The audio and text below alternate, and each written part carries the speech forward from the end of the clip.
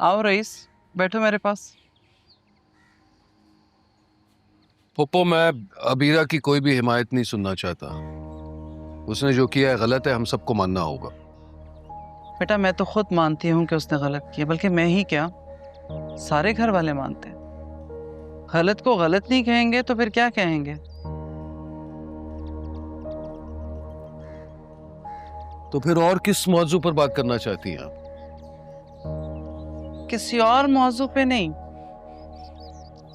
बल्कि जाविया बदल के देखते हैं बेटा। मैं जानती हूँ तुम अबीरा से बहुत मोहब्बत करते हो और उसने गलत किया, लेकिन उसने गलत क्या किया? उसने घुटन में एक गहरा सांस लेने की कोशिश की। ऑक्सीजन की कमी की वजह से अब हाँफती कांपती यहाँ वहां फिर रही। पहले से ज्यादा दम घुट रहा है उसका। हजरत से पप्पो, आप तो उसी की तरफदारी कर रही हैं। नहीं रईस, मैं उसकी कोई तरफदारी नहीं कर रही, बल्कि तुम्हारी ही बात पे दलील दे रही हूँ।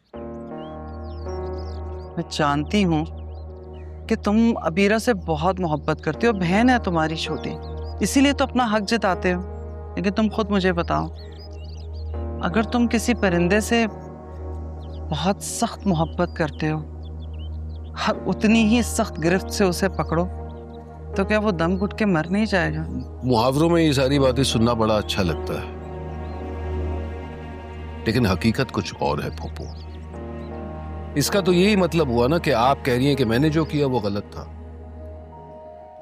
मतलब उसे फिजूल कामों से ना रोकूं, ये मेरा हक बनता ही नहीं है। नहीं नहीं बेटा, ऐसी कोई बात नहीं है, क्योंकि तुमने बड़े भाई का फर्ज निभाया है। पर तुमसे एक चूक हो गई है। चूक? कैसी चूक?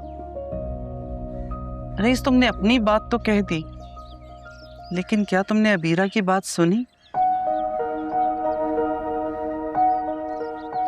तुम्हें याद है तुमने फराज वाले रिश्ते से क्यों मना किया? इसलिए कि अबीरा के दिल को वो रिश्ता नहीं भाया, वो लड़का समझ नहीं आया। ये तो इंसान का फितरी अमल है।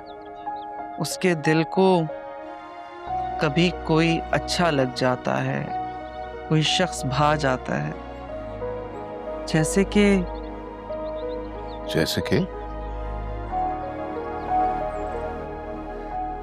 तुम्हें याद है रईस 12 साल पहले क्या हुआ था? शायद आप भूल रही हो पप्पू। हमारे दरमियान तय हुआ था ना कि माजी के उस किस्से को हम दोबारा कभी नहीं छेड़ेंगे।